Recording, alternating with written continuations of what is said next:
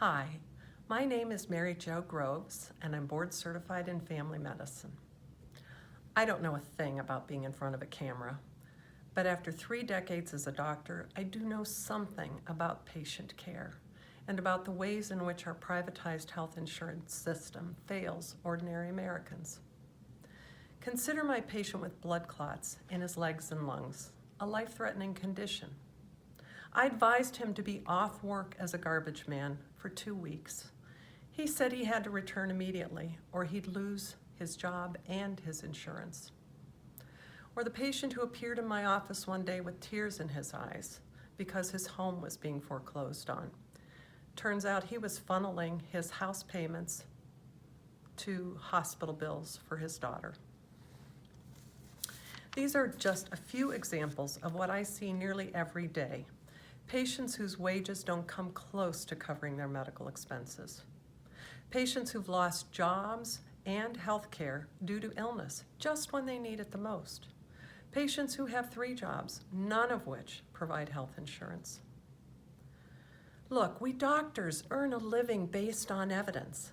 We can't just say that we'll believe research that tells us how to manage illness in an individual and ignore the research that tells us the best ways to manage illness in large populations.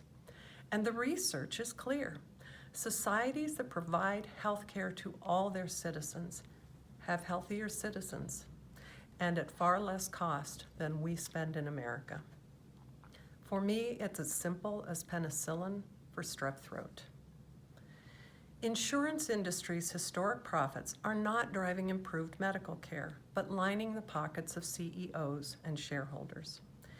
In my world, every premium dollar that goes to profit is a dollar taken away from my patient's health. Not a day goes by for me that I don't see those squandered dollars directly reduce the length and quality of life for my patients.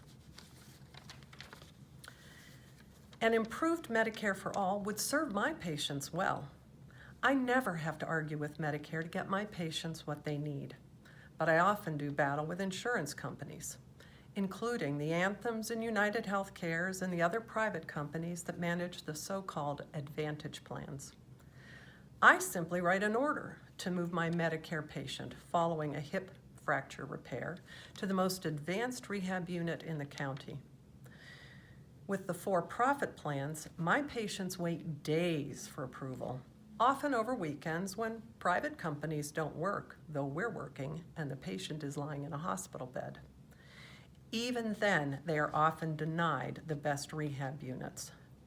That's not what I want if I ever break a hip.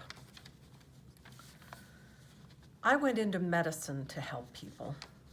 As Congress considers healthcare in fresh, new ways, readily available facts on disease rates, death rates, and longevity should matter more than politics.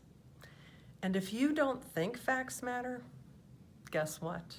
I'll still be here to take care of you because I believe basic health care is a right, and I believe that right belongs to all of us. Thank you.